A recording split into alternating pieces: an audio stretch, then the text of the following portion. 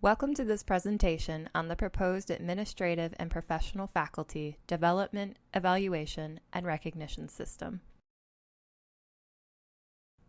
In this presentation, we'll be providing brief background information on the proposed policy, an overview of its proposed framework, and details on the implementation process. For updates and to review relevant documents, please check the VCCS website listed on the screen. Listed on the next few slides are all the members of the A&P Faculty Evaluation Task Force. You can always contact your college's representative directly with any questions or concerns about the proposed evaluation policy.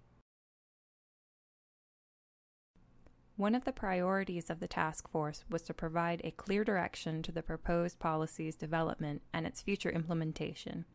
While the guiding principles, as seen on the screen, are still in draft form, the emphasis on high performance, collaboration, professional and organizational development, and adherence to the VCCS mission and performance standards are reflected in the proposed policy.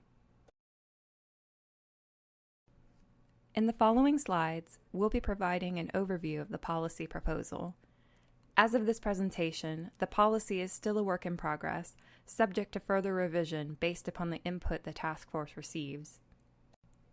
As for the structure of the policy itself, the task force felt mirroring the teaching faculty policy was important in the interest of consistency.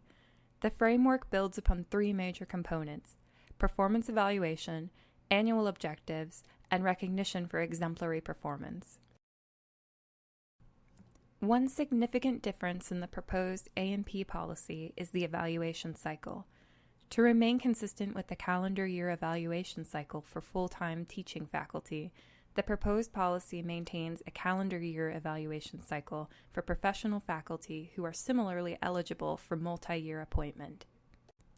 For administrative and professional faculty not eligible for a multi-year appointment, the proposed policy establishes a fiscal year evaluation cycle. The proposed policy is also patterned after the teaching faculty policy in regard to the frequency of evaluation. In the proposed policy, A&P faculty, like teaching faculty, would receive 2 evaluations during the first 12 months of employment: an interim evaluation within the first 6 months of employment, and a comprehensive evaluation at the end of the applicable evaluation cycle. Depending upon the hire date, the provisions for an interim and comprehensive evaluation can seem to conflict. The policy provides further details about how this is to be managed, illustrated best by a couple of examples. First, consider an administrative faculty member hired prior to January 1st, evaluated on a fiscal year cycle. The policy requires an interim evaluation be completed approximately midway between hire date and June 30th, and a comprehensive evaluation be completed for the cycle ending June 30th. Then consider a first-year administrative faculty member hired after January 1st. The policy requires a first evaluation by June 30th, but that is the end of the fiscal year cycle. So the faculty member then receives an interim and comprehensive evaluation completed for cycle ending June 30th, then transitions to a new evaluation cycle beginning July 1st. While the second scenario might seem to preclude a second evaluation within the first 12 months of employment, you will see later that the proposed policy calls for a mid-year review for all faculty each year. This mid-year review, occurring for this faculty member in approximately December, would serve as the second evaluation within the first 12 months of employment. Once in their second and third years, all administrative and professional faculty will receive a comprehensive evaluation annually at the end of the applicable cycle. Professional faculty on a multi-year contract, in keeping with teaching faculty, will only be required to undergo a comprehensive review in the last full calendar year of their appointment. However, individual colleges reserve the right to require more frequent comprehensive evaluations for professional faculty with multi-year appointments. Lastly, all administrative and professional faculty on one-year appointments will receive annual comprehensive evaluations. The policy requires a mid-year review each year for all faculty to discuss overall performance and the status of previously established annual objectives. It also encourages more frequent performance reviews at the request of the faculty member or the supervisor. Again, as with the teaching faculty policy, the proposed A&P policy requires faculty members to be evaluated on specific performance domains. These domains differ from the teaching faculty to reflect the distinction in roles. However, service and professional development are still considered essential. The proposed policy also prescribes a fifth required domain, management effectiveness, for A&P faculty who supervise other employees. The policy also allows colleges or even individual faculty and supervisors to incorporate additional performance domains where appropriate to the institutional culture or to a faculty member's scope of responsibilities. Here are some possible additional domains suggested in the policy, and there certainly may be others. Also in keeping with the teaching faculty policy, the A&P faculty policy proposes a two-tiered rating system with an overall summary rating of either meets expectations or does not meet expectations. However, in a significant difference from the teaching faculty policy, the A&P faculty policy does not require a rating in each performance domain.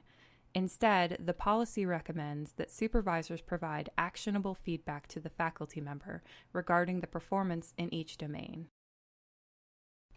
According to the policy, supervisors' actionable feedback should provide an assessment of performance within each domain, including areas of notable success, areas in need of improvement, and any areas requiring a change in faculty responsibilities. The proposed policy also requires the evaluation process include an instrument for gathering and analyzing formative feedback on the faculty member's performance. At a minimum, this feedback must include employees supervised by the faculty member, and the policy strongly encourages the feedback from peers and other individuals to whom the faculty member provides a service. The task force firmly believes that this kind of input is best used by the faculty member for self-reflection and self-directed performance improvement, and thus that it not be considered a formal part of the supervisor's evaluation. The proposed policy requires that, in addition to setting clear expectations regarding the performance domains, faculty are to establish annual objectives in consultation with their supervisor. Objectives should be related to the strategic goals of the organizational unit, the college, or the VCCS, to the professional growth and development of the faculty member, or to improvement in specific areas of the faculty member's job performance. The proposed policy does not legislate that newly hired faculty establish first-year annual objectives, but the policy does include an implementation calendar which recommends establishing objectives upon commencement of employment. However, colleges and individual supervisors are free to consider alternative approaches. Additionally, faculty members must discuss progress towards annual objectives during the mid-year review and later revisit achievement of these objectives during the comprehensive evaluation. Supervisors must include an assessment of the success of the annual objectives in the comprehensive evaluation. The policy requires that the faculty member must submit a self-assessment narrative that supports an overall rating of meets expectations. In this narrative, the faculty member must include both an analysis of activities within each performance domain and progress toward achievement of annual objectives. Ultimately, the supervisor is responsible for summarizing the evaluation of the faculty member's performance, concluding with an overall summary rating of either meets expectations or does not meet expectations. The supervisor's decision should include an analysis of performance in each performance domain and of progress towards achievement of the annual objectives, and other activities as appropriate.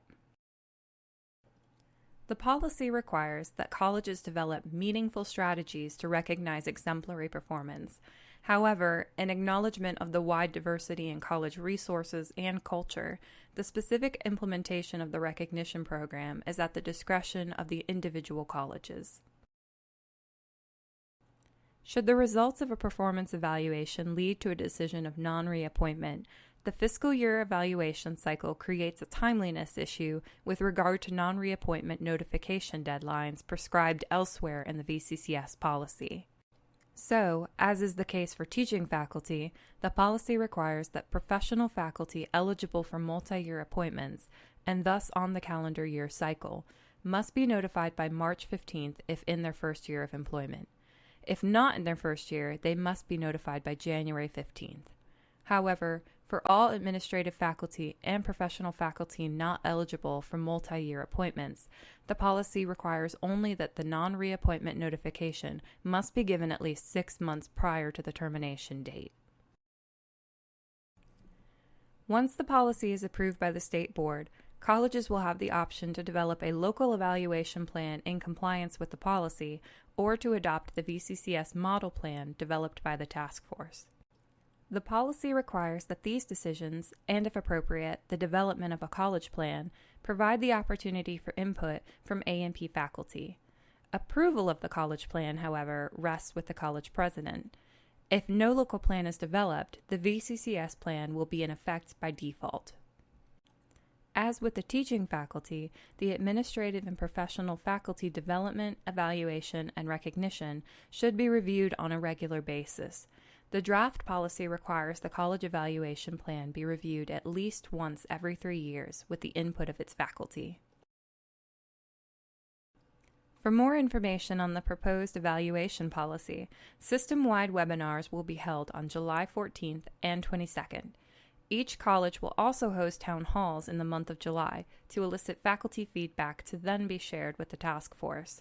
Throughout August, the task force will be meeting to finalize all revisions of the policy and to develop a model plan. The policy will then be submitted to COD and ASAC in September, ACOP in October, and the State Board in November. If the policy is approved, the VCCS is expected to implement the new plan in the 2017 fiscal year. For any questions, comments, or concerns about the proposed administrative and professional faculty development, evaluation, and recognition plan, you can email the task force directly at the email displayed.